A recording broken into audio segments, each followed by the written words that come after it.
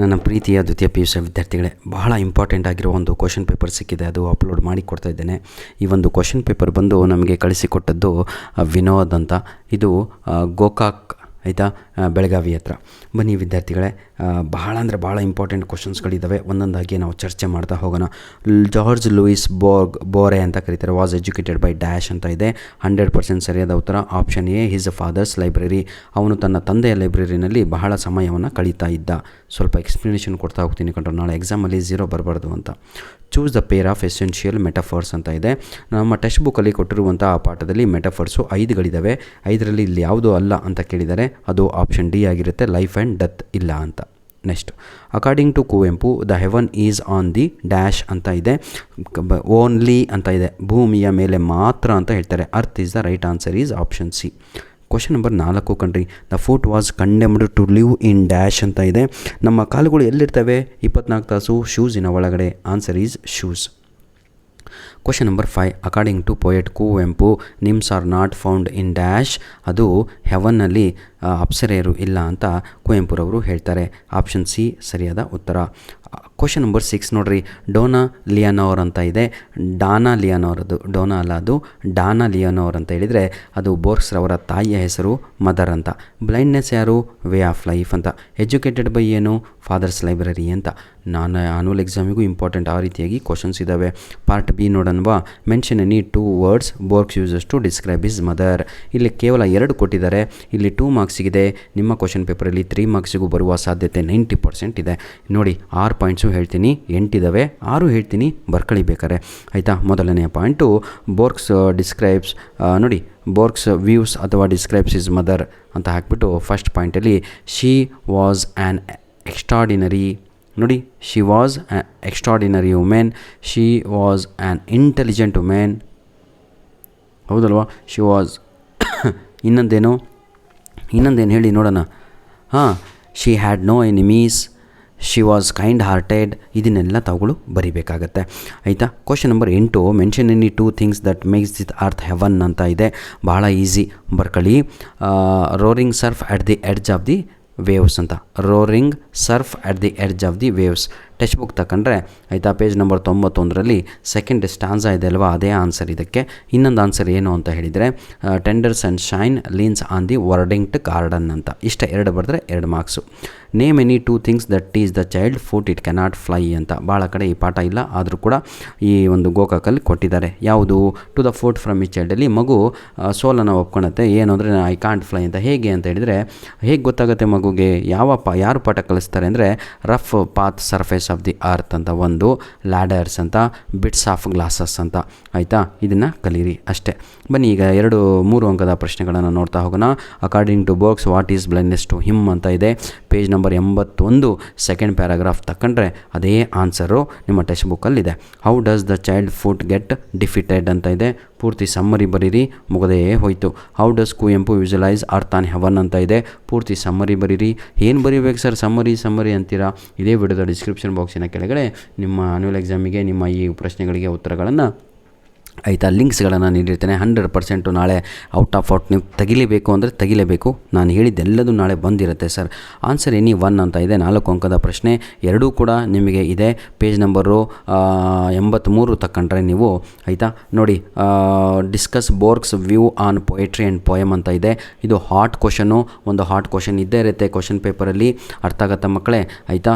ಈ ಕ್ವಶನ್ ಬಹಳ ಅಂದರೆ ಬಹಳ ಇಂಪಾರ್ಟೆಂಟ್ ಆಗಿರುವಂಥದ್ದು ಆ್ಯನ್ಯುವಲ್ ಎಕ್ಸಾಮಿಗೂ ಕೂಡ. ಅದನ್ನು ಪೇಜ್ ನಂಬರ್ 83ರಲ್ಲಿ ತಾವುಗಳು ಫಸ್ಟು ಒಂದು 10 ಲೈನು 11 ಲೈನ್ ಏನೋ ದೊಡ್ಡ ಪ್ಯಾಸೇಜ್ ಇದೆ ಅಲ್ವಾ, ಅದೇ ಆನ್ಸರು ಆಯಿತಾ. It is difficult to explain the difference between the poetry and poem ಅಂತಲೇ ಬರ್ಕಂತ ಸ್ಟಾರ್ಟ್ ಮಾಡಬೇಕು. To the foot from his ಚೈಲ್ಡಿನ ಸಮ್ಮರಿ ಬರೆದ್ರೆ ಮುಗೀತು, 4 ಮಾರ್ಕ್ಸ್ ಸಿಗುತ್ತೆ. ಬನ್ನಿ ವಿದ್ಯಾರ್ಥಿಗಳೇ, ಈಗ ನಾವು ಗ್ರಾಮರನ್ನು ಎಕ್ಸ್ಪ್ಲೇನ್ ಮಾಡ್ತಾ ಹೋಗ್ತೇನೆ, ಯಾಕಂದರೆ ಇದೇ ಇಂಪಾರ್ಟೆಂಟ್ ನಿಮಗೆ. Part D, the number of motor vehicles is growing by dash ಅಂತ ಇದೆ. ಸರಿಯಾದ ಉತ್ತರ ಲೀಪ್ಸ್ ಆ್ಯಂಡ್ ಬೌಂಡ್ಸ್ ಅಂತ. ಎಲ್ಲ ಕ್ವಶನ್ ಪೇಪರಲ್ಲೂ ಸೇಮ್ ಕ್ವಶನ್ನೇ ಕೇಳಿದ್ದಾರೆ, ಆದರೆ ನಿಮಗೆ ಚೇಂಜ್ ಆಗ್ಬೋದು, ನೆನ್ಪಿಟ್ಕೊಳ್ಳಿ. ಇದು ಎಕ್ಸ್ಪ್ರೆಷನ್ಸ್ ಅಂತ ಕರಿತೇವೆ. Last one, it were distributed free of charge to dash ಅಂತ ಇದೆ. ಆಲ್ ಆ್ಯಂಡ್ ಸನ್ಡ್ರಿ ಅಂತ. ರೀರೇಟ್ ಆಸ್ ಡೈರೆಕ್ಟೆಡ್ ಅಂತ ಕಲಿಸ್ಬಿಡ್ತೀನಿ. ಇದೇ ರೀತಿಯಾಗಿ ಪ್ರಶ್ನೆ ನಾಳೆ ಎಕ್ಸಾಮಿಗಿರುತ್ತೆ. One of my friends dash ಅಂತ ಇದೆ, ಇದಕ್ಕೆ ಈಸ್ ಅನ್ನೋದೇ ಸರಿಯಾದ ಉತ್ತರ. ಭಾಳ ಜನ ಆರ್ ಅಂತ ಬರಿತಾ ಇದ್ದೀರಾ. ಯಾಕೆ ಆರ್ ಅಂತ ಬರಿತಾ ಇದ್ದಾರೆ ಅಂದರೆ ಗೆಳೆಯರು ಫ್ರೆಂಡ್ಸ್ ಅಂತ ಇದೆ ಅಲ್ವಾ ಸರ್ ಅಂತೂ ನಿಮ್ಮ ಅಲ್ಲೆಲ್ಲ ನೋಡಬೇಕಾಗಿರೋದು ಹಿಂದೆ ನೋಡಬೇಕು. ಏನು ಆ ಗೆಳೆಯರಲ್ಲಿ ಒಬ್ಬ, ಒನ್ ಅಂದರೆ ಎಷ್ಟು ಒಬ್ಬ, ಹಾಗಾಗಿ ಸರಿಯಾದ ಉತ್ತರ ಈಸ್ ಅನ್ನುವಂಥದ್ದು. ಹೋಪ್ ಎಲ್ಲರಿಗೂ ಕೂಡ ಅರ್ಥ ಆಯಿತು ಅನಿಸುತ್ತೆ. ಲೋಕಲ್ ಲ್ಯಾಂಗ್ವೇಜ್ ಭಾಳ ಚೆನ್ನಾಗಿ ಅರ್ಥ ಆಗುತ್ತೆ. ರೀಥಾ ಈಸ್ ಬಾರ್ನ್ ಡ್ಯಾಶ್ ಅಂತ ಇದೆ, ಅಟ್ ಅಂತೂ ತಪ್ಪು ಸರ್. ಆನ್ ಬರಬೇಕು ಇಲ್ಲ ಇನ್ ಬರಬೇಕು, ಎರಡರಲ್ಲಿ ಯಾವುದು ಬರುತ್ತೆ ಅಂತ ನನಗೆ ಕಮೆಂಟ್ ಮುಖಾಂತರ ತಿಳಿಸಿ. ಬನ್ನಿ ರೆಕ್ಟಿಫೈ ದಿ ಎರರು, ಭಾಳ ಈಸಿ ಇರುತ್ತೆ ಕಣ್ರೋ, ಕಾಪಿ ಮಾಡಿ ಬರೆಯುವಂಥದ್ದು. ಚಿಲ್ಡ್ರನ್ ಲೈಕ್ಸ್ ಸ್ವೀಟ್ಸ್, ತಪ್ಪು ಸೆಂಟೆನ್ಸ್ ಕೊಟ್ಟಿದ್ದಾರೆ, ಸರಿ ಮಾಡಿ ಬರೆದ್ರೆ ಮುಗಿದು ಕಣ್ರಿ, ಗೆದ್ದು ಹೋಗ್ಬಿಟ್ರಿ, 3 ಮಾರ್ಕ್ಸ್ ಬರುತ್ತೆ. ಚಿಲ್ಡ್ರನ್ ಲೈಕ್ಸ್ ಸ್ವೀಟ್ಸ್, ಹೌದು ಎಲ್ಲ ಕರೆಕ್ಟ್ ಇದೆ ಸರ್. ಚಿಲ್ಡ್ರನ್ನು ಬಹುವಚನ, ಲೈಕ್ಸು ಏಕವಚನ, ತಪ್ಪು. ಬಹು ಇರಬೇಕು, ಇಲ್ಲ ಸಿಂಗಲ್ ಇರಬೇಕು. ಹಾಗಿದ್ರೆ likes is wrong. So replace likes with like. ಆ ಜಾಗದಲ್ಲಿ ಎಸ್ ಡಿಲೀಟ್ ಮಾಡಿದರೆ ಸಾಕ್ರಲ್ಲ, ಸೇಮ್ ಸೆಂಟೆನ್ಸ್ ಬರೆದು 1 ಮಾರ್ಕ್ಸ್ ತಗೊಳ್ಳಿ. Indian team return back to India ಅಂತ ಇದೆ. ಅಲ್ಲಿ ರಿಟರ್ನ್ ಕರೆಕ್ಟು. ಬ್ಯಾಕ್ ಅಂದರೆ ವಾಪಸ್ ಬಂದರು, ರಿಟರ್ನ್ ಅಂದರು ವಾಪಸ್ ಬಂದರು ಅಂತ. ಹಾಗಾದರೆ ಬ್ಯಾಕ್ ಅನ್ನೋದನ್ನು ಡಿಲೀಟ್ ಮಾಡಬೇಕು. The Indian team return to India ಅಂತ ಬರೆದ್ರೆ ಕರೆಕ್ಟ್ ಆನ್ಸರ್ ಆಗಿರುತ್ತದೆ. ಕ್ವಶನ್ ನಂಬರ್ 3 ನೋಡೋಣ. Marcus Sibi built a biggest house in Mofia ಅಂತ ಇದೆ. ನಾನು ನೀವು ನಿಮಗೆ ಲೋಕಲ್ ಇಂಗ್ಲೀಷ್ ಮಾತಾಡೋರಿಗೆ ಎಲ್ಲರಿಗೂ ಕೂಡ ಈ ಸೆಂಟೆನ್ಸ್ ಬಹಳ ಕರೆಕ್ಟಾಗಿದೆ, ಆದರೆ ಗ್ರಾಮೆಟಿಕಲ್ ಆಗಿ ತಪ್ಪಿದೆ. ಅದೇನು ಅಂತ ಹೇಳಿದರೆ ಆ ಲೆಟರ್ ಎ ಇದೆ ಅಲ್ವಾ, ಅದೇ ತಪ್ಪು. ಅದನ್ನು ತೆಗೆದು ಆ ಜಾಗದಲ್ಲಿ ದಿ ಅಂತ ಬರಿಬೇಕು. ಯಾಕೆ ಬರಿಬೇಕು ಅಂತ ರೀಸನ್ ಕೂಡ ಇದೆ. ಬಿಗ್ಗೆಸ್ಟ್ ಅಂತ ಕಾಣ್ತಾ ಇದೆ ಅಲ್ವಾ, ಅದು ಸೂಪರ್ಲೇಟಿವ್ ಡಿಗ್ರಿ. ಆ ಸೂಪರ್ಲೇಟಿವ್ ಡಿಗ್ರಿ ಹಿಂದೆ ಯಾವತ್ತೂ ಕೂಡ ಅಬ್ಜೆಕ್ಟಿವ್, ಅದು ಸೂಪರ್ಲೇಟಿವ್ ಡಿಗ್ರಿ ಹಿಂದೆ ಯಾವತ್ತೂ ಕೂಡ ನಿಮಗೆ ದಿ ಅಂತಲೇ ಬರಬೇಕು, ನೆನ್ಪಿಟ್ಕೊಳ್ಳಿ. ಬನ್ನಿ ಸರ್ ನೋಡೋಣ ಮುಂದಿಂದು. Rewrite as directed. English is easy, ನಿಜವಾಗಿಯೂ ಇಂಗ್ಲೀಷ್ ಈಸ್ ಈಸಿ ಅರ್ಥ ಮಾಡಿಕೊಂಡವರಿಗೆ. ಸರಿಯಾದ ಉತ್ತರ ಇದಕ್ಕೆ ಕ್ವಶನ್ ಟ್ಯಾಗ್ ಮಾಡಬೇಕು. ಈಸಂಟ್ ಇಟ್ ಅಂತ ಬರೀಬೇಕು. ಏನು ಬರೀತೀರಾ? ಈಸಂಟ್ ಇಟ್, ನೆನ್ಪಿಟ್ಕೊಳ್ಳಿ. ಕ್ವಶನ್ ಟ್ಯಾಗ್ ಈಸಂಟ್ ಇಟ್, ಅದು ಪಾಸಿಟಿವ್ ಇದೆ, ನಾವು ನೆಗೆಟಿವ್ ಬರೀಬೇಕು. ಏನು ಸರ್ ಫಾಸ್ಟಾಗಿ ಹೋಗ್ತದೆ, ಏನು ಮಾಡೋಣ ಕಣ್ರೋ, ನಾಳೆನೇ ಎಕ್ಸಾಮು. ಅಟ್ಲೀಸ್ಟ್ ಒಂದು 3 ಪೇಪರ್ ಅಪ್ಲೋಡ್ ಮಾಡಿದರೆ 40ಕ್ಕೆ 40 ತಗೊಂಡ್ರೆ ನನ್ನನ್ನು ನೆನೆಸ್ತೀರಾ? ಆರೋಗ್ಯವೇ ಭಾಗ. ಏನು ಮಾಡ್ತೀರಾ? ನಿಮ್ಮ ಆರೋಗ್ಯನೂ ಕೆಟ್ಟೋಗಿದೆ, ನಮ್ಮದು ಕೆಟ್ಟೋಗಿದೆ. I am the one man army man. They play cricket every day ಅಂತ ಇದೆ. ಡೂ ಫಾರ್ಮ್ ಮಾಡಬೇಕ್ರಿ, ಭಾಳ easy. Do they play cricket every day. ನಾನು ಏನು ಮಾಡಿದೆ ಗೊತ್ತಾ, ದೇ ಅನ್ನೋದಿರೋದು ಸ್ಮಾಲ್ ಲೆಟರ್ ಮಾಡಿದೆ, ಮೊದಲಿಗೆ ಡೂ ಅಂತ ಹಚ್ಚಿದೆ, ಲಾಸ್ಟಿಗೆ ಕ್ವಶನ್ ಮಾರ್ಕ್ ಹಾಕಿದೆ. Answer ready. Do they play cricket every day, ಮುಗೀತು. London is located on the bank of Thames. ಇದನ್ನು ನಾವು ಫ್ರೇಮ್ ಕ್ವಶನ್ ಮಾಡಬೇಕು, ಅಂದರೆ WH ಕ್ವಶನನ್ನು ಬರೀಬೇಕು. ಬನ್ನಿ, ವೇರ್ ಈಸ್ ಲಂಡನ್ ಲೊಕೇಟೆಡ್ ಅಷ್ಟೇ ಆನ್ಸರು. ಕ್ವಶನ್ ಮಾರ್ಕ್ ಹಾಕಬೇಕು. I repeat, where is London located ಅಂತ. ಬನ್ನಿ ವಿದ್ಯಾರ್ಥಿಗಳೇ, report the following conversation. 0 marks ತೆಗಿತಿದ್ದಾರೆ ನನ್ನ ವಿದ್ಯಾರ್ಥಿಗಳು, ಯಾಕೋ ಗೊತ್ತಿಲ್ಲ ದೇವರೇ, ಕಲಿಸ್ಕೊಡ್ತೀನಿ. ಬನ್ನಿ. Alifeno asked Borges what was blindness to him. Borges replied Alifeno that it was a way of life. ಏನು ಮಾಡಿದೆ ನಾನು?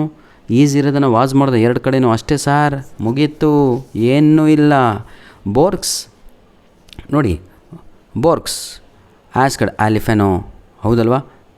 ನೀವು ಏನು ಬರಿತಾ ಇದ್ದೀರಾ ಅಂತ ಗೊತ್ತಾಗಬೇಕು. ನೋಡಿ, ಆಲಿಫೆನೋ ಕೇಳ್ತಾನೆ ಬೋರ್ಗ್ಸಿಗೆ, have you thought of writing a book. ಅದನ್ನು ಹೆಂಗೆ ಬರಿತೀರಾ? ಆಲಿಫೆನೋ ನೋಡಿ, ಆಲಿಫೆನೋ